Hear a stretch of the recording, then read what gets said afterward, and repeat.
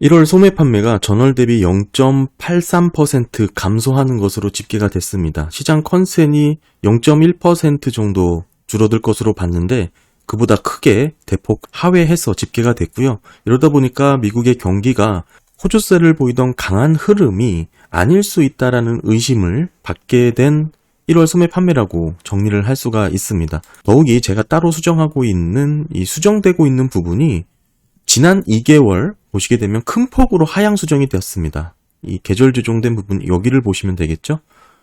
원래 0.35로 집계됐던 11월 달 치가 마이너스 0.03으로 크게 하향 수정됐고요.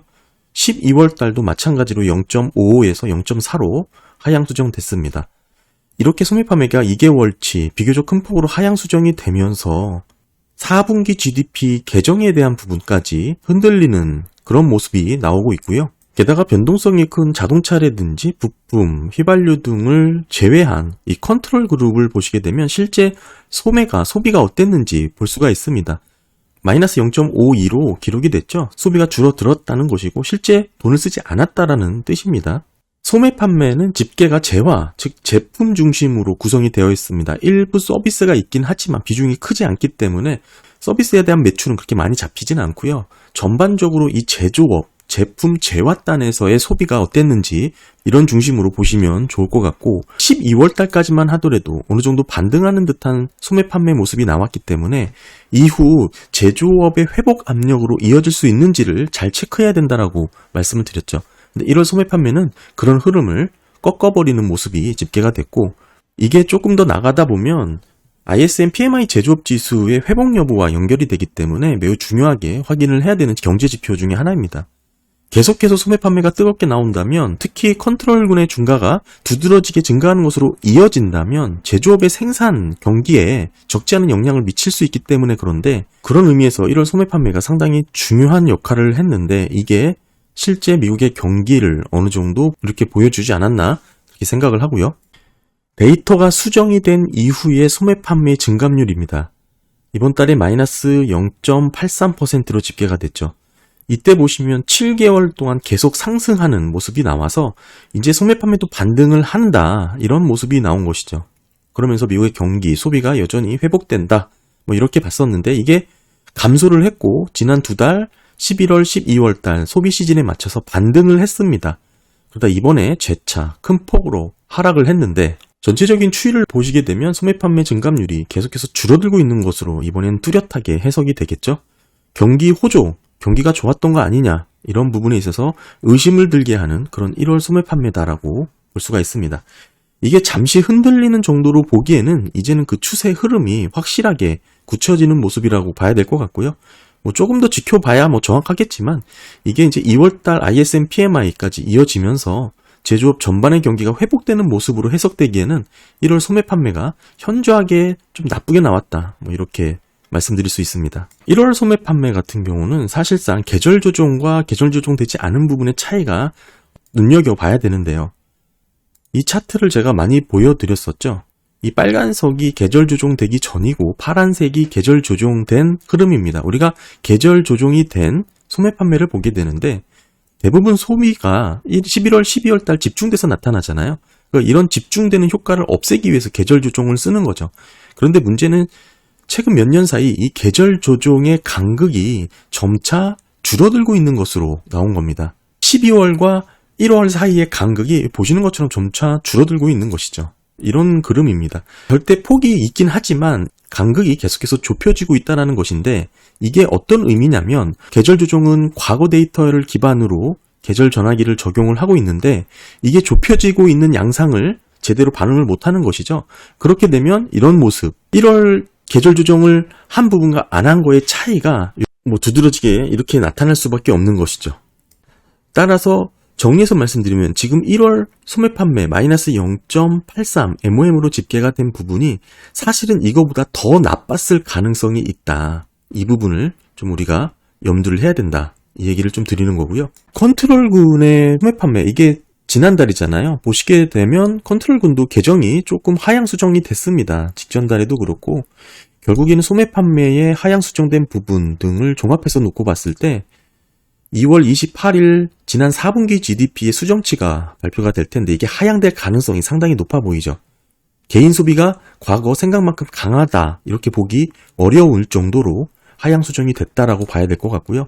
특히 이제 4분기 경기가 좋다라고 평가를 했는데 그 자체가 이제 의구심을 받을 정도로 지금 조정이 된 것으로 보여집니다.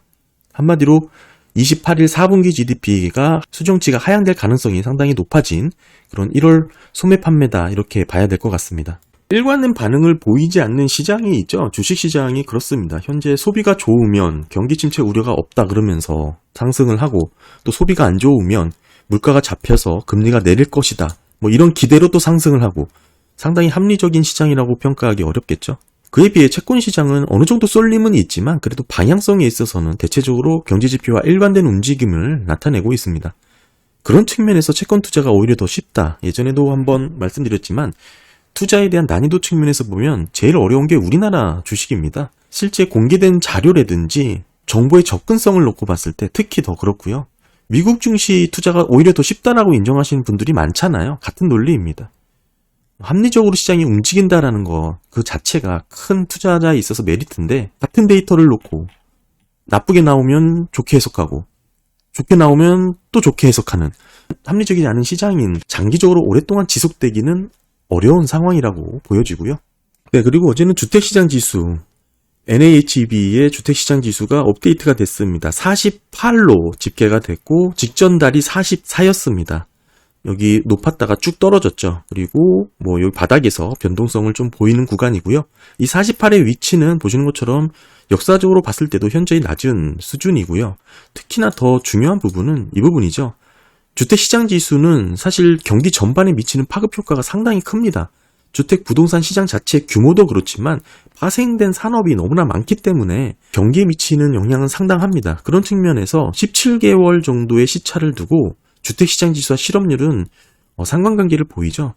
실업률은 지금 현재 여기입니다. 현재 낮은 구간을 보이고 있지만 보시면 주택시장 지수를 역으로 지금 그래프화한 것이고 지금 위치가 여기죠.